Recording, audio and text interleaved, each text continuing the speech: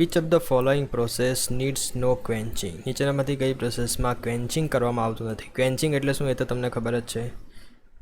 ક્વેન્ચિંગ એટલે કે તમે પહેલાં કોઈપણ વસ્તુને ગરમ કરો અને પછી તેને તરત જ ઠંડુ કરી દેવામાં આવે તો તેને કહેવામાં આવે ક્વેન્ચિંગ. બરાબર. તરત જ ઠંડુ કરવા માટે તમે જનરલી શું કરો? ક્યાં તો એને પાણીમાં ડુબાડી દો અથવા ઓઇલમાં ડુબાડી દો. બરાબર. તો એ જે પ્રોસેસ છે એને ક્વેન્ચિંગ કહેવામાં આવે. એકદમ ઇન્સ્ટન્ટલી ઠંડુ કોઈપણ વસ્તુને કરી દેવાનું હોય તો તે સમયે ક્વેન્ચિંગ પ્રોસેસનો યુઝ થાય છે. હવે નીચેમાંથી કઈ પ્રોસેસમાં ક્વેન્ચિંગ કરવામાં આવતું નથી? બરાબર. તો ઇન્ડક્શન હાર્ડનિંગ, તો તેમાં પણ ક્વેન્ચિંગ થાય. ફ્લેમ હાર્ડનિંગ, કાર્બોનાઇઝિંગ, એમાં પણ ક્વેન્ચિંગ થાય. તો આન્સર છે નાઇટ્રાઇડિંગ. નાઇટ્રાઇડિંગમાં ક્વેન્ચિંગ કરવામાં આવતું નથી. કેમ કે નાઇટ્રાઇડિંગ જનરલી પ્રોસેસ કેવા પ્રકારની છે કે નાઇટ્રાઇડિંગ જે પ્રોસેસ છે એમાં જનરલી ટેમ્પરેચર એટલું બધું હાઈ હોતું નથી અને જે મટીરિયલ્સ છે એને બહુ ગરમ કરવામાં આવતું નથી. કેમ કે નાઇટ્રાઇડિંગમાં એમોનિયાનું જે એટમોસ્ફિયર હોય છે તેની અંદરથી નાઇટ્રોજનને તમે ઇન્સર્ટ કરો છો. બરાબર. તો એ નાઇટ્રાઇડિંગ પ્રોસેસની અંદર કોઈ પણ પ્રકારનું ક્વેન્ચિંગ કરવામાં આવતું નથી. જોમીની ટેસ્ટ જે છે તે યુઝ ટુ ફાઇન્ડ, જોમીની ટેસ્ટને શા માટે વાપરવામાં આવે છે? તો કે હાર્ડનેબિલિટી ચેક કરવા માટે જોમીની એન્ડ ટેસ્ટ જે છે તે કરવામાં આવે છે. The crystalline structure of the aluminium is, એલ્યુમિનિયમનું ક્રિસ્ટલાઇન સ્ટ્રક્ચર કેવું છે? તો FCC, ફેસ સેન્ટર્ડ ક્યુબિક જે સ્ટ્રક્ચર છે એલ્યુમિનિયમનું ક્રિસ્ટલ સ્ટ્રક્ચર છે. The process of reheating the martensitic steel to reduce its brittleness without any significant loss in the hardness. Reheat કરવામાં આવે છે માર્ટેન્સિટિક સ્ટીલને એની બ્રિટલનેસ રિડ્યુસ કરવા માટે without any significant loss in hardness. બરાબર. હવે અહીં બે પ્રોસેસ વચ્ચે કમ્પેરિઝન થાય છે. એક તો એનેલિંગ અને બીજી પ્રોસેસ આવે છે નોર્મલાઇઝિંગ. એનેલિંગ પ્રોસેસની અંદર બ્રિટલનેસ તો રિડ્યુસ થાય છે. બરાબર. બ્રિટલનેસ રિડ્યુસ થાય. નોર્મલાઇઝિંગમાં પણ બ્રિટલનેસ રિડ્યુસ થાય બંનેમાં. પરંતુ એનેલિંગમાં શું છે કે તમારી જે હાર્ડનેસ છે એ ઘટી જાય અને મટીરિયલ્સ વધારે ડક્ટાઇલ બની જાય. જ્યારે નોર્મલાઇઝિંગ પ્રોસેસ જે છે તેમાં હાર્ડનેસ મટીરિયલ્સની એમને એમ જ રહે છે. તેથી જનરલી મોટે ભાગે નોર્મલાઇઝિંગની પ્રોસેસ વપરાય છે. બરાબર. બ્રિટલનેસને રિડ્યુસ કરવા માટે અને હાર્ડનેસ વધારવા માટે. એનેલિંગની પ્રોસેસ ક્યારે વપરાય? જ્યારે તમારે મશીનેબિલિટી વધારવી હોય, કોઈ પણ મટીરિયલ્સને ઇઝીલી મશીન કરી શકાય એવું પોચું બનાવવું હોય, સોફ્ટ બનાવવું હોય ત્યારે તમારે એનેલિંગની પ્રોસેસ વાપરવાની અને નોર્મલી કોઈ મટીરિયલ એપ્લિકેશનમાં લેવાનું હોય અને તેની બ્રિટલનેસ તમારે ઘટાડવાની હોય પરંતુ હાર્ડનેસમાં કોઈ પણ ફરક તમને નહીં જોઈતો હોય તો ત્યારે નોર્મલાઇઝિંગ પ્રોસેસ વપરાય છે. If a particular FeC alloy એટલે કે iron carbon alloy contains less than 0.83% of the carbon is called. અહીં બે હાઈ સ્પીડ સ્ટીલ આપ્યું છે, હાઇપોયુટેક્ટોઇડ સ્ટીલ આપ્યું છે, હાઇપરયુટેક્ટોઇડ અને કાસ્ટ આયન આપ્યું છે. બરાબર. કાસ્ટ આયનમાં તો ગ્રેટર દેન 2% હોય તો જ કાસ્ટ આયન આવે. બરાબર. પછી હાઇપોયુટેક્ટોઇડ અને હાઇપરયુટેક્ટોઇડ. હવે હાઇપરયુટેક્ટોઇડ અને હાઇપોયુટેક્ટોઇડ આપણે જોઈએ તો 0.8% કાર્બન જે છે તે 0.8% કાર્બન કરતાં નીચે હોય તો તેને કહેવાય હાઇપોયુટેક્ટોઇડ સ્ટીલ અને 0.8% કાર્બન કરતાં ઉપર હોય તો તેને કહેવાય હાઇપરયુટેક્ટોઇડ સ્ટીલ. બરાબર. અને આ જ રીતે બીજું એક ક્વેશ્ચન જનરેટ થઈ શકે કે 4.3% કાર્બન જે છે તેના કરતાં વધારે હોય તો હાઇપરયુટેક્ટિક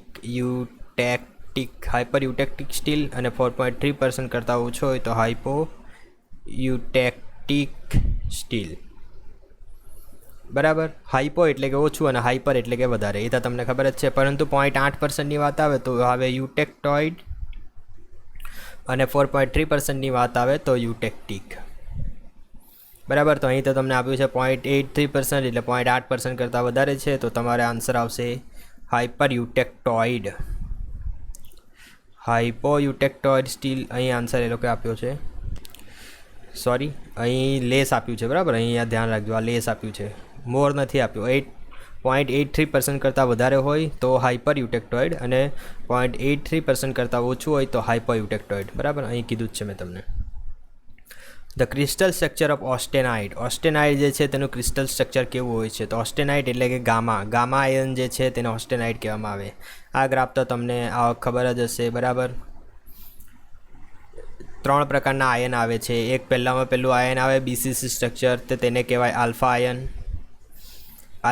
પછી ઉપરની તરફ જાય તો ગામા આયન આવે, તેને કહેવાય ઓસ્ટેનાઇટ અને ફેરાઇટ કહેવાય, બરાબર. FeRrIT. Ferrite, alpha iron, gamma iron તેને કહેવાય ઓસ્ટેનાઇટ.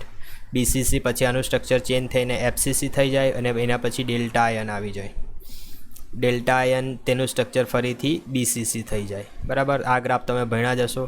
આ જનરલી 768, આ 9, 10 અને આ કંઈ 1410 જેવું આવે છે, બરાબર. 768 સુધીના ટેમ્પરેચરે BCC આયન હોય છે, આલ્ફા આયન. પછી FCC સ્ટ્રક્ચર ગેમા આયન બની જાય છે. 768 થી 910, 910 થી 1410 વચ્ચે ડેલ્ટા આયન બની જાય છે BCC સ્ટ્રક્ચર સાથે.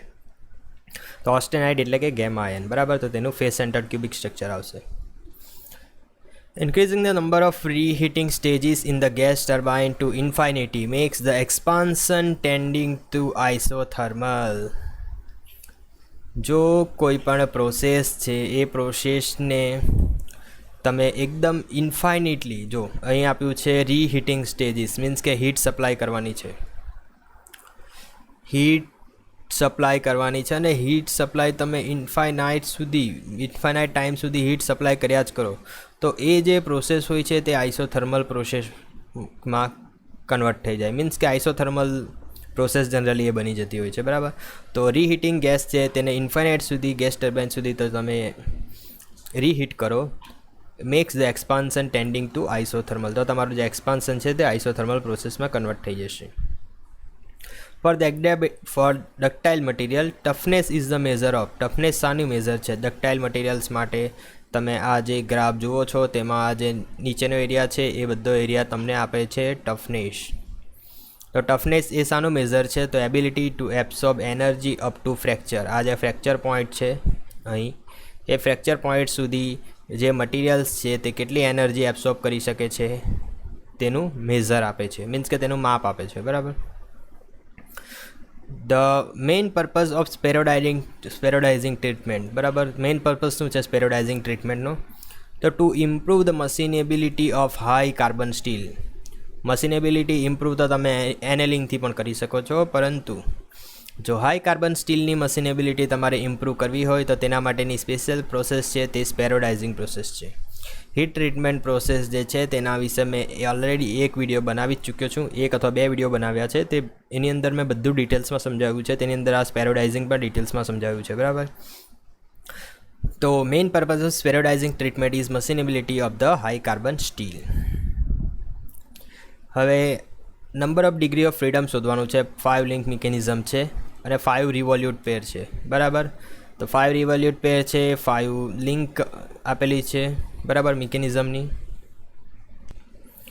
તો આપણી પાસે ડિગ્રી ઓફ ફ્રીડમ શોધવા માટેનું સૂત્ર છે 3L - 1 - 2J - H, બરાબર. તો આ સૂત્રની અંદર L છે એ નંબર ઓફ લિંક છે, નંબર ઓફ લિંક. જે છે નંબર ઓફ બાઇનરી જોઈન્ટ, બરાબર. અને H જે છે તે હાયર પેર છે, પરંતુ અહીં તો બધા રિવોલ્યુટ જોઈન્ટ છે, કોઈ પણ પ્રકારની હાયર પેર નથી. હાયર પેર ક્યારે કહેવાય? કે જ્યારે તમારા પોઈન્ટ અથવા લાઇન કોન્ટેક હોય તો તે હાયર પેર. અહીં બધા રિવોલ્યુટ પેર છે એટલે કે સરફેસ કોન્ટેક છે. તો સરફેસ કોન્ટેક હોવાના લીધે આ જે તમારી બધા જે જોઈન્ટ છે બાઇનરી જોઈન્ટ થશે, સોરી લોઅર પેર થશે. અને આ બધા જોઈન્ટ આપ્યા છે તે બાઇનરી જોઈન્ટ છે, કેમ કે તે જોઈન્ટ આગળ 2 લિંક જોઈન્ટ થાય છે. જોઈ લે, અહીં પણ 2 લિંક, અહીં પણ 2 લિંક, અહીં પણ 2 લિંક, અહીં પણ 2 લિંક, બરાબર. દરેક જોઈન્ટ આગળ 2 લિંક જોઈન્ટ થાય છે એટલે એ જે બાઇનરી જોઈન્ટ છે આ બધા. તો નંબર ઓફ લિંક કેટલી છે? 5. 1 2 3 4 5. Number of joint 1 2 3 4 5. હાયર પેર 0. અને સૂત્રની અંદર આન્સર મૂકશો, રકમ મૂકશો બધી, તો આવી જશે આન્સર ડિગ્રી ઓફ ફ્રીડમ બરાબર 2.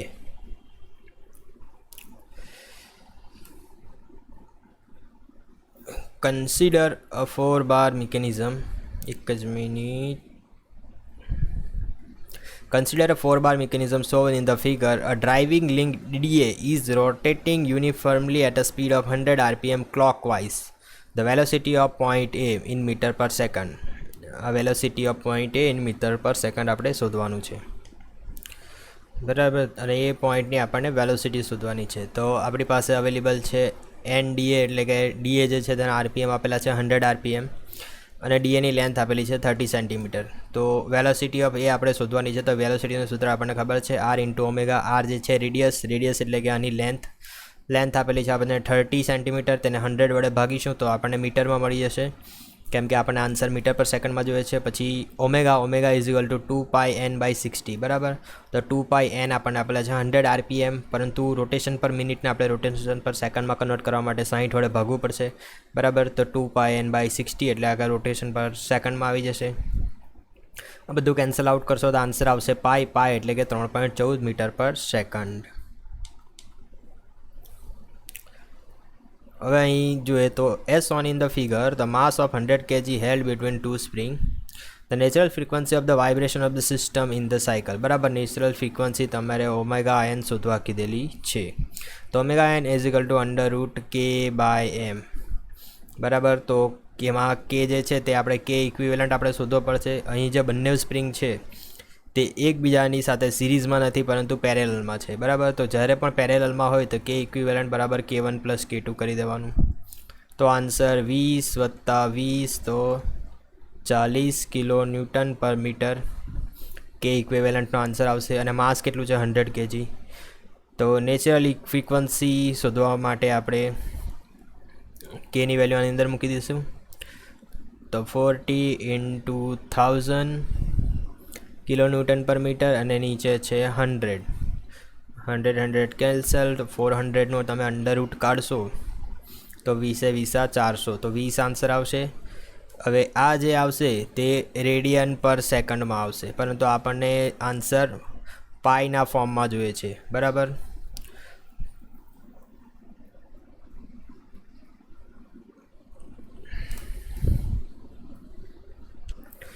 આપણને જે આન્સર છે તે પાઈના ફોર્મમાં જોઈએ છે. તો 20 રેડિયન પર સેકન્ડ છે, તો તેને તમે આ રેડિયનને આપણે પાઈના ફોર્મમાં એટલે કે ડિગ્રીના ફોર્મમાં ફેરવવાનું છે જનરલી. તો અહીં 1/2π × 20 કરશું તો આન્સર આવશે 10/π, બરાબર. 10/π એટલે કે આ આન્સર સાચો છે. આ જે આન્સર છે તે આન્સર કીનો આન્સર ચેન્જ થયેલો છે, બરાબર. અહીં આ લોકોએ જે છે ને આ જે છે તે એંગ્યુલર ફ્રીક્વન્સી છે, બરાબર. આ નેચરલ ફ્રીક્વન્સી જ કહેવાય, પરંતુ આ એંગ્યુલર ફ્રીક્વન્સી છે. હવે નેચરલ ફ્રીક્વન્સીને તમે એફ વડે પણ દર્શાવો છો, બરાબર. તો એફ ઇઝ ઇક્વલ ટુ ω/2π. ω/2π એક સૂત્ર તમને ખબર હોવું જોઈએ. Omega is equal two 2πf. અને આના આધારે એફ જે શોધવાનું છે તો ω/2π. આપણને ઓમેગાની વેલ્યુ અહીં આવે છે, બરાબર, 20 રેડિયન પર સેકન્ડ ઓમેગાની વેલ્યુ છે અહીંયા. અને આપણે એફ શોધવું હોય તો ω/2π. ઓમેગાની વેલ્યુ આપણી પાસે 20 રેડિયન પર સેકન્ડ છે, તેના ભાગ્યા 2π કરીશું તો આન્સર આવશે 10/π, બરાબર. તો આ ફ્રીક્વન્સી જે આવે તે પર સેકન્ડ આવે, પર સેકન્ડ 1/સેકન્ડ, અથવા તેનો યુનિટ જે છે તે હર્ટ્ઝ આવે, SZ. અહીં આ લોકોએ રકમમાં કશું જ આપ્યું નથી, બરાબર. અહીં એ લોકોએ યુનિટ આપવો જોઈતો તો હર્ટ્ઝ, બરાબર. અને અહીં પણ કશું કીધું નથી કે નેચરલ ફ્રીક્વન્સી છે, પણ કઈ નેચરલ ફ્રીક્વન્સી છે, એંગ્યુલર કે સાદી, બરાબર, તે પણ નથી કીધું. પરંતુ આન્સર પછી તમે જાણી શકો છો, બરાબર, કે 10/π આન્સર આવે છે. આ આન્સર ચેન્જ થયો છે, બરાબર, ફાઇનલ આન્સર કીમાં.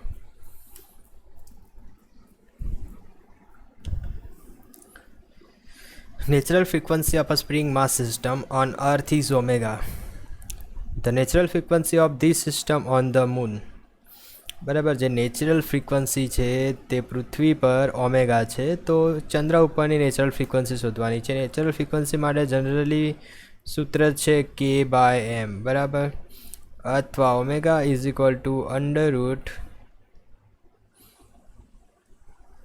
નેચરલ ફ્રીક્વન્સી માટેનું સૂત્ર આપણી પાસે આ જ છે, બરાબર, √k/m. તો આ સૂત્રની અંદર તમે જોશો તો કોઈ પણ જગ્યાએ જીનો ઉલ્લેખ નથી અથવા વેઇટનો ઉલ્લેખ નથી, વેઇટ આવતું નથી. જ્યારે પણ જી એટલે કે ગ્રેવિટેશનલ કોન્સ્ટન્ટ અથવા વેઇટ આવતું ના હોય, ફક્ત માસ આવે છે, તો તે સમયે તેને તમે ચંદ્ર પર માપો કે પછી બીજા કોઈ ગ્રહ પર માપો, ગ્રેવિટીની કોઈ પણ પ્રકારની ઇફેક્ટ થતી નથી. તો આન્સર આવશે ઓબ્વિયસલી ઓમેગા જ આન્સર આવશે, બરાબર. 160 question. Critical damping is the critical damping કોને કહેવાય? તો smallest amount of damping for which no oscillation occurs in a free vibration. Damping એટલે શું તમને ખબર ને? ડેમ્પિંગ એક નોર્મલ તમે સ્પ્રિંગ લઈ લેજો, સ્પ્રિંગને તમે દબાવજો અથવા ખેંચજો, બરાબર. ખેંચીને છોડી દેશો તો જે સ્પ્રિંગ છે ને તે જો કોઈ પણ પ્રકારનો ફ્રિક્શન ફોર્સ એના પર નહીં લાગશે ને તો સ્પ્રિંગ કન્ટિન્યુઅસલી વાઇબ્રેટ થયા જ કરશે. તો આપણને જનરલી આટલી બધી વાઇબ્રેશન થયા જ કરતી હોય તો સ્પ્રિંગ આપણા માટે થોડી અનહેલ્ધી કહેવાય, મીન્સ કે આપણને એટલું બધું કમ્ફર્ટેબલ નહીં લાગે. તો વસ્તુ શું છે કે તેને ડેમ્પિંગ પ્રોવાઈડ કરવામાં આવે. ડેમ્પિંગ એટલે શું કે રેઝિસ્ટન્સ, મીન્સ કે તમારી સ્પ્રિંગને તમે દબાવશો અને છોડી દેશો તો એ ધીમે ધીમે પોતાની ઓરિજિનલ પોઝિશન પણ આવી જશે, પરંતુ વાઇબ્રેશન નહીં કરશે, બરાબર. તો આ જે પ્રોસેસ છે તેને ડેમ્પિંગ કહેવામાં આવે છે. ડેમ્પિંગ એટલે કે રેઝિસ્ટન્સ એડ કરવું. હવે એમાં પણ અલગ અલગ ડેમ્પિંગ આવે છે કે ક્રિટિકલ ડેમ્પિંગ, પછી ગ્રેટર દેન ક્રિટિકલ ડેમ્પિંગ ને એવું બધું આવે છે. તો ક્રિટિકલ ડેમ્પિંગ કોને કહેવાય? કે ક્રિટિકલ ડેમ્પિંગની અંદર કોઈ પણ પ્રકારના ઓસિલેશન અકર નહીં થાય. ઘણા બધા ડેમ્પિંગ, અંડર ડેમ્પિંગ અને ઓવર ડેમ્પિંગ એવા બીજા કેસ છે. તો આપણે અંડર ડેમ્પિંગની વાત કરીએ તો અંડર ડેમ્પિંગમાં શું હોય છે કે તમારા વાઇબ્રેશન જે છે તે ધીમે ઓછા થશે, બરાબર. જ્યારે ક્રિટિકલ ડેમ્પિંગમાં શું હોય છે કે એક જ સાયકલમાં બધું કમ્પ્લીટ થઈ જાય, મીન્સ કે તમારું કોઈ પણ પ્રકારનું ઓસિલેશન થાય નહીં. તેને કહેવામાં આવે છે critical damping.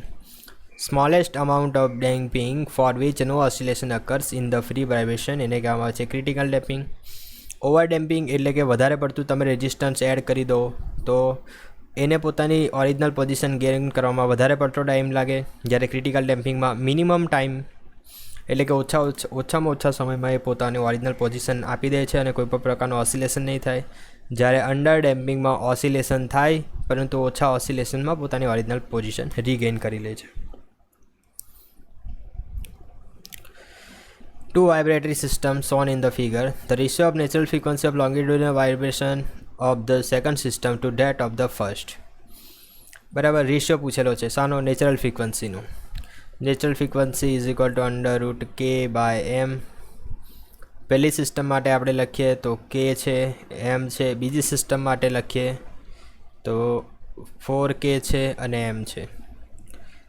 The ratio of natural frequency of the second system to that of first. જો આ બધા ક્વેશ્ચન ઇઝી જ હોય છે, પરંતુ એક જ વસ્તુ આ લોકો આની અંદર કરી દેતા હોય કે સેકન્ડ સિસ્ટમ ટુ ફર્સ્ટ. આપણે અહીં શું લખીશું? ફર્સ્ટ સિસ્ટમ ટુ સેકન્ડ, પરંતુ એમ નહીં, ઉલટું જોઈએ આ લોકોને.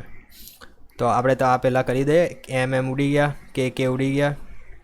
તો આન્સર શું આવશે? 1/4 અંડર રૂટમાં. તો આવશે 1/2 અને આન્સર આવશે 0.5. બરાબર. તો આ રીતના તમે 0.5 આન્સર લખો અને ઉતાવળમાં હો એક્ઝામ એટલે ડાયરેક્ટ અહીં ટીક કરી દો 0.5, પણ તમારો ડાયરેક્ટ આન્સર ખોટો પડી જાય.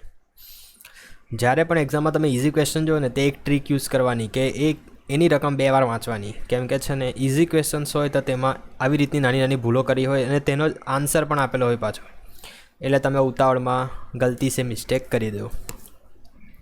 બરાબર. તો અહીં second system to first system લખ્યું છે તો આનો આપણે વ્યસ્ત કરવો પડશે, તો આન્સર આવશે 2. બરાબર.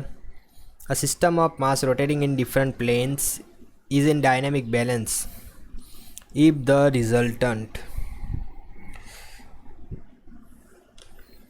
તો આનો આન્સર આવશે force and resultant couples are 0.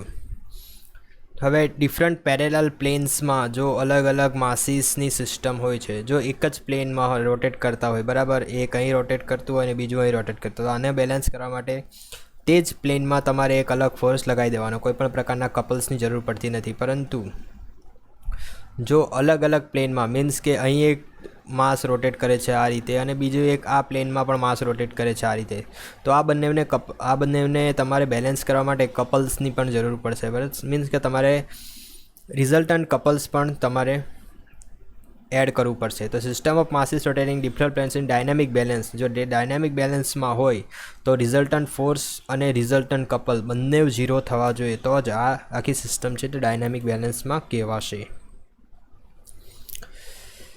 A dynamically balanced system of multiple rotors on a shaft can rotate smoothly at a critical speed of the system. Dynamically balanced system જે હોય છે તે multiple rotors લગાડેલા હોય shaft ઉપર, can rotate smoothly at a critical speed of the system.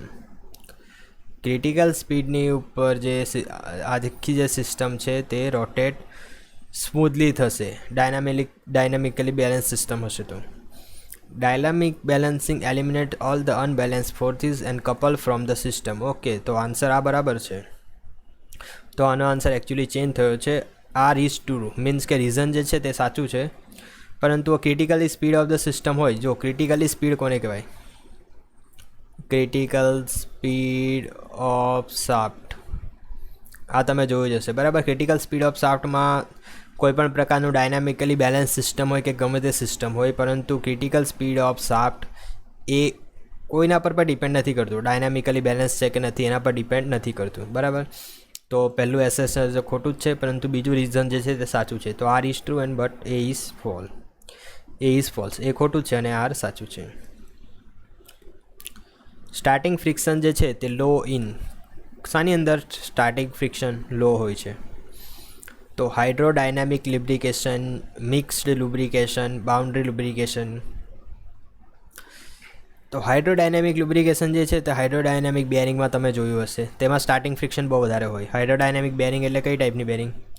આની અંદર oil ભરેલું હોય, આની અંદર તમારી બેરિંગ એક્ટ કરતી હોય.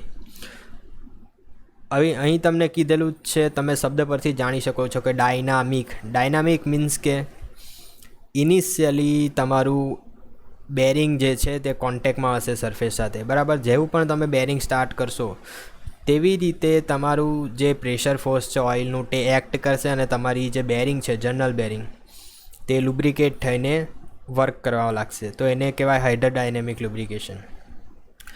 તો તેની અંદર તો સ્ટાર્ટિક ફ્રિક્શન જે હોય છે તે વધારે હોય છે.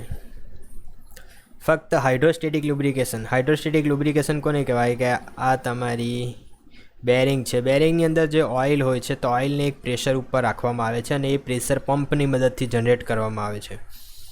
હવે એમાં જે પ્રેશર પંપથી જનરેટ કરવામાં આવે તે પ્રેશર તો કેવું હોય? સ્ટેટિક હોય. સ્ટેટિક, તો એટલે તેને હાઇડ્રોસ્ટેટિક લુબ્રિકેશન કહેવાય. અને હાઇડ્રોસ્ટેટિક લુબ્રિકેશનમાં ફ્રિક્શન ઓલવેઝ લો જ હોય, કેમ કે તે તમારી જે બંને સરફેસ છે તેની વચ્ચે ઓલવેઝ ઓઇલ રહેલું જ હોય છે. તેથી એ જે સ્ટાર્ટિંગ ફ્રિક્શન છે એનું લો હોય છે. સ્પેરિકલ રોલર બેરિંગની વાત કરીએ તો નોર્મલી ક્યાં યુઝ થાય છે? તો to compensate for angular મિસઅલાઇનમેન્ટ.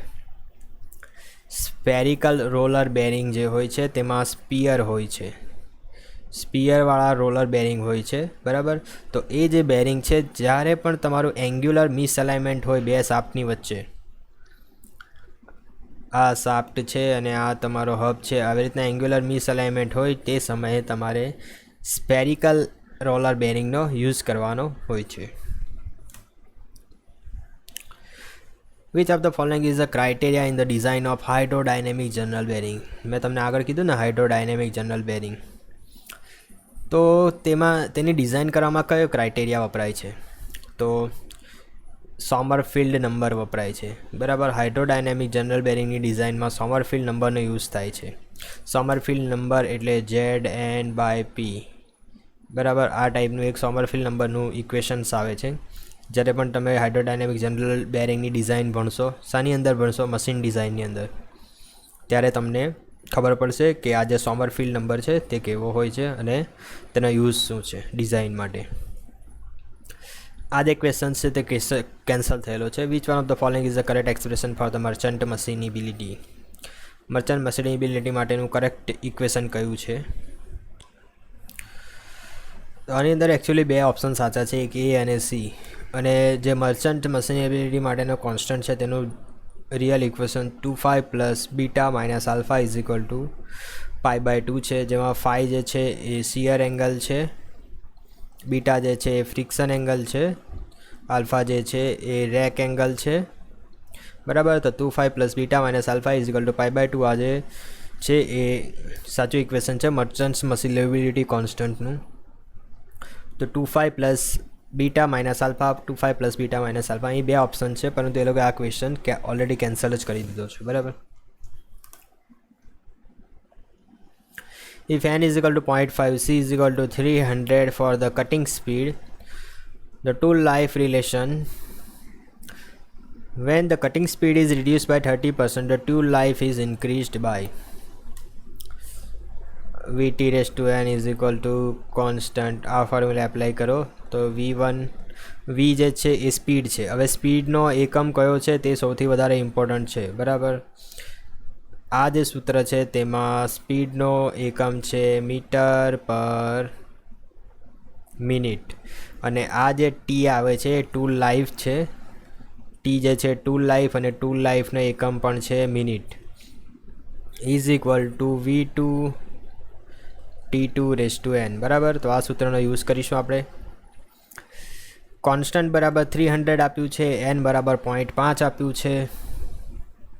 Cutting સ્પીડને જો 30% રિડ્યુસ કરી દેવામાં આવે, ધારો કે સ્ટાર્ટિંગમાં કટિંગ સ્પીડ v1 છે, after that cutting speed is reduced by 30% reduce કરી દેવામાં આવે, તો હવે પછીની સ્પીડ થઈ જશે 0.7. હવે આવું કેવી રીતના થાય તે તમને કહી દઉં. ધારો કે 100% સ્પીડ છે સ્ટાર્ટિંગમાં, હવે 30% રિડ્યુસ કરી દીધી એટલે ઘટાડી દીધી, તો આપણી પાસે કેટલા બચ્યા 70%. 100%ને આપણે જનરલી 1 લખીએ છીએ, તો 70%ને કેટલા લખવાના 0.7, બરાબર. તો 1 અને 0.7, v1 બરાબર 1 લીધું તો v2 બરાબર 0.7 થઈ જશે. તો ટૂલ લાઈફમાં કેટલો વધારો થયો તે તો આ તો ડાયરેક્ટલી મળી જશે, કોઈ ચિંતા કરવાની જરૂર નથી. v1 by v2 is equal to t2 by t1 raise to n.